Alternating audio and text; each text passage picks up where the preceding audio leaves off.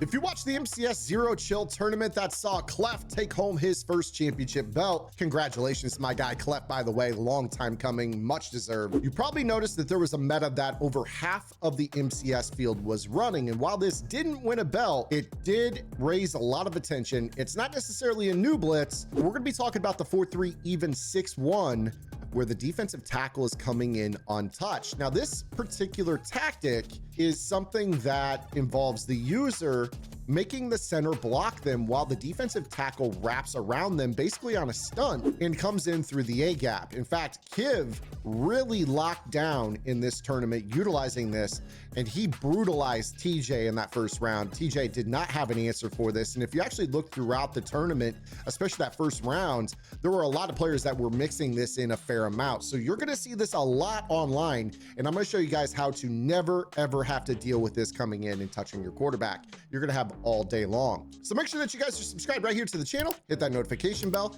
and also drop a comment below to help push this video out in the YouTube algorithm so it reaches other players just like you looking for tips and tutorial content. Now, to keep this really easy, here's how this blitz works. You're gonna call the 4-3 even 6-1, and you're gonna make sure that you have fast defensive end types as your defensive tackles. A lot of players will also go to the effort to make sure that their user is not a giant linebacker that clogs up a lot of space. So they'll use somebody that's a little bit skinnier. So for the purpose of this video, I'll go ahead and use Manti Te'o. I showed you Gronk in the B-roll at the beginning, but this will make it easier if you have a skinnier user.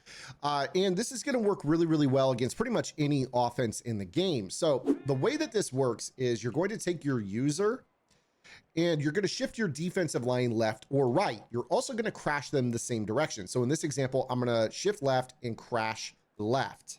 Now your user is going to come down here and kind of stand over the opposite shoulder of the center. And the goal is when the ball is snapped, you want to just run and get into the center and basically peel back in coverage if you can. This will take a little bit of practice for what it's worth. It's going to be something that you have to kind of get some repetition to really make work. But when you get it correct, it is going to make it so these guys come in through the A gap. Now, it's also important to note that the body type of the player that is coming in through the A gap also matters. Notice how Montez Sweat, while he's a fast defensive end type, he's still pretty thick relative to other players at the position. So if you can get skinnier defensive ends that won't like get their feet tangled with you, this will make this a much more effective blitz tactic for you when you're trying to get your player in. Nonetheless, this tactic does rely on the user getting the center to block them cleanly so that the defensive tackle can wrap in free and come in through the A gap. And you see right there that this is how this works. So you notice that there's a big difference in the way that someone like Montez Sweat comes in versus the Dante Fowler. Again, you could just tell Fowler is a lot skinnier than Sweat. And you see right here that this tactic is much better and he can hop into that gap and come in free. So this blitz is something that is really, really annoying and a lot of players struggle to block it, but it's not that difficult to block. Just need to know the blitz pickup formula. Now, what I'm about to share with you was actually something that I put on Gridiron Game Plans over 2 months ago. When we first started to see this blitz get popular in the community, there were only a couple players running it, and mastering it so the D tackle A gap could come in was challenging for a lot of players. I still put the pickup formula in our vault, which is the focus of the website.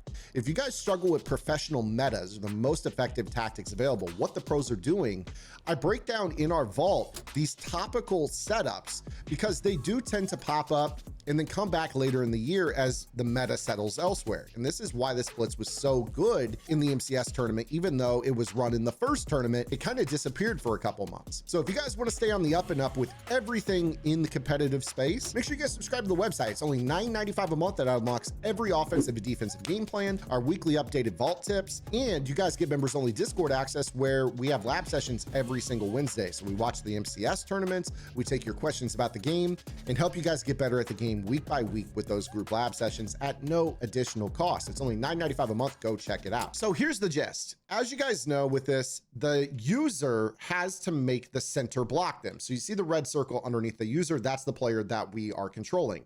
When the ball is snapped, the user runs into the center. So that way the left guard cannot get to the other side and pick up the D tackle. Then they peel back in coverage, and this ends up basically being a 7-man coverage. So it's a touch and go blitz that is very, very effective. So what I'm going to do is I'm going to teach you guys how to make it so the center absolutely positively refuses to block this guy. So what we need to do is we need to block the running back. We are going to slide protect away from the direction that they shift. So if they shift this way, you slide protect that way, and vice versa. So they shifted to the left, we're going to slide protect half slide right, and we are going to put the ID the mic on the user linebacker. Now what this does is it basically makes it so the running back is responsible for that player. So you see the red line from all stat to that player. This means that the user, no matter how hard they try to run into the center, cannot get this to work. You see that they come through, and most players will basically panic and peel back in coverage. In fact, there was an example in the tournament yesterday where Kiv ran that blitz and TJ actually put in a blitz pickup formula. It was just too late in the game for it to really make a difference for him. But it doesn't matter what direction they put their line and crash their line. So you see right here, if I were to set this up, we're just going to go the opposite direction. We blocked the running back. They shifted to the right, so we're going to half slide left. And then we're going to make sure that the ID the mic is on the user. So that way, when they snap the ball, they can't get this to work. And then they peel back in coverage. And then from there, your route combo goes into, you know, effect against whatever covers they're setting up. Some players will run match. Some are going to run man. Some are going to run zone drops. It's pretty easy stuff. Now, the other thing that a lot of players will do with this blitz is that they will also go ahead and start to send extra players. So what they might do is they go into their setup, set baseline to get more players in the box. That's why this blitz pickup is better. Of course, when, you know, they only have 4 guys up front, it's easy to block, but there are going to be times where they decide to send extra players. So one of the things you might notice is that they might go ahead and send, for instance, the outside linebacker off the right side. In addition to this, it's a pretty popular way to run this, in fact, but it doesn't change our pickup. We still block the running back. We half slide away from the direction they shifted, and we still ID the user. And then from there, when they snap the ball, he can't really do that. They can't get the defensive tackles to come in free. And then it's just from there, you just got to set up your route combo to beat the pressure.